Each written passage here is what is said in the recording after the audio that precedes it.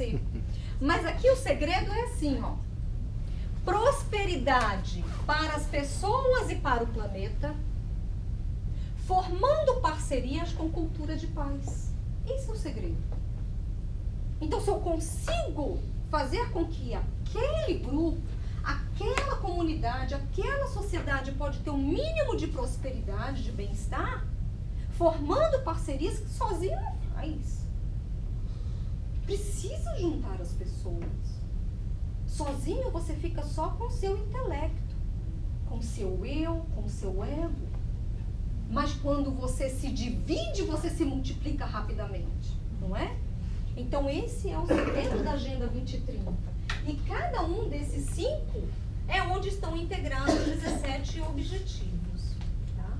Então o marco zero da Agenda 2030 foi realmente 2015, onde se pensou que dimensões nós vamos trabalhar.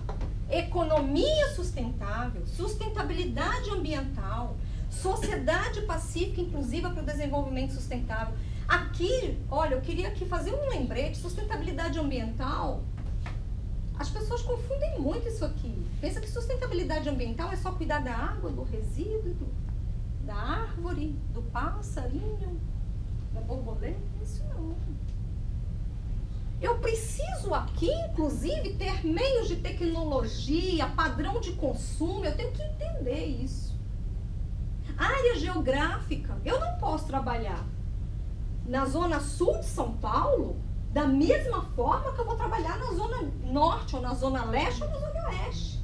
Porque existem características humanas diferentes. Características físicas, inclusive, de empresas ali diferentes. Então, o meu olhar precisa ser diferente. Se eu quiser trabalhar só com a cabeça, Cláudia, não funciona. Hoje, uma pessoa me ligou e disse assim, Cláudia, eu estou te encaminhando um projeto do Rio Grande do Norte. Você pode olhar? Claro que eu posso olhar. Sobre o que é o projeto?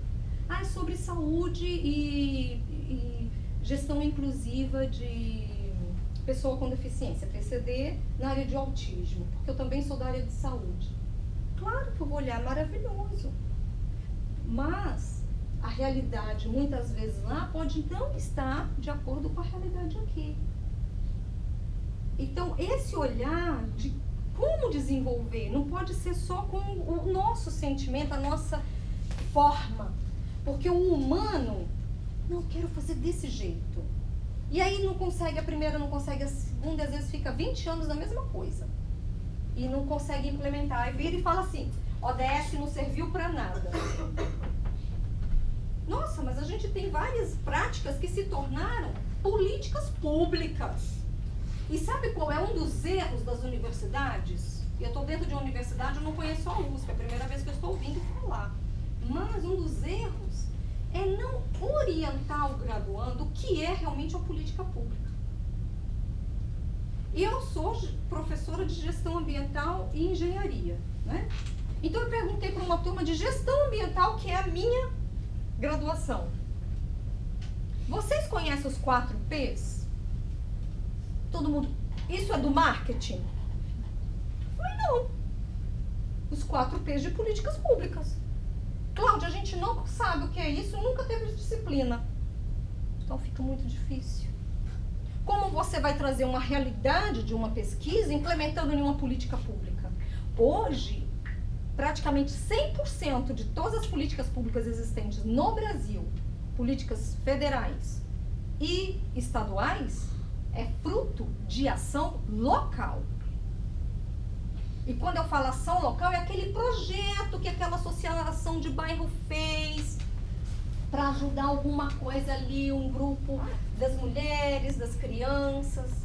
Vira política pública. Então, se eu não conseguir entender esse caminho, porque as pessoas pensam que política, eu estou falando de política partidária. Não, gente, esquece, são 2 coisas totalmente diferentes. Então, o ser humano tem que entender isso. Ah, política pública é daquele... Não, não é nem daquele nem daquela. É de conhecimento nosso. Tem que entender o que é isso. E a gente só consegue implementar esses mecanismos, que o 17 é o que diz respeito, inclusive, à economia, quando a gente entende o efeito cascata de uma política pública fantástica. E aí eu vou contar uma história rapidinho, que vocês já perceberam que eu adoro história, né? Mas por que política pública é uma coisa tão incrível? Eu fui chefe de gabinete de prefeito 4 anos. E eu não sabia nada de política pública. Aprendi na marra. Eu era jovem, né? Não com a idade agora, porém, a primeira necessidade que eu percebi no município, tinham 30 mil habitantes no município, é que as pessoas não tinham uma saúde de qualidade e tinham uma doença avassaladora que matava muitas crianças. E eu então sentei com um prefeito, que era médico, e disse: prefeito, nós temos que fazer alguma coisa aqui. Ele: Cláudia, o quê? Eu falei: não sei, mas temos que melhorar a saúde, né? E temos que gerar renda para as pessoas. Então eu desenvolvi, fui pesquisar junto das comunidades o que as comunidades faziam que eu não conhecia. E eles faziam um sabão fantástico de andiroba. E o primeiro trabalho desenvolvido na época que nem existia Ministério do Meio Ambiente foi feito lá. De desenvolvimento da primeira fábrica para atender aquela comunidade de 200 e poucas pessoas. E isso se tornou o quê? Uma política pública depois para outras instituições famosas, que eu não preciso falar o nome, que desenvolveram hoje um grande mercado econômico, né? Então, quais são os principais pilares? Eu não vou ler, vocês vão ter isso, mas só para entender. Aqui, ó, em verdinho, quando é pessoas, quando é planeta, quando é prosperidade, quando é paz e quando é parceria, certo? Esses são os pilares dos 17 objetivos. Então, se vocês observarem, as pessoas, os objetivos do ODM, ó, 6 deles já faziam parte aqui. Só de 5 ODS, né? Implementando parcerias, que é o 17, que trabalha toda a parte econômica. Então, é compreender como houve essa transformação e como o mundo inteiro participou. Então, aqui, cada um, que vocês também vão ter, isso tem acesso, paz, justiça. Por que a gente pode atuar com eles? Porque ocorre a melhoria. E tem que falar, tem que demonstrar. Uma coisa que a graduação, eu não sei como aqui funciona, professor, mas eu sinto falta, como professora, que meus alunos têm que participar de artigo científico, tem que mostrar que está fazendo, tem que ter o currículo Lattes, a maioria nem faz, nem sabe do que se trata, não é? Então tem que trabalhar isso. Hoje o Brasil ainda, na educação, precisa desenvolver. Então a maioria das pessoas entram na universidade porque pensa, não falo de vocês, mas falo pela engenharia, onde eu sou professora, e os engenheiros chegam: não, professora Cláudia, eu quero o meu canudo, eu quero assinar, quero ter o poder da caneta. Não tem o poder da caneta se não tem expertise e conhecimento. Né?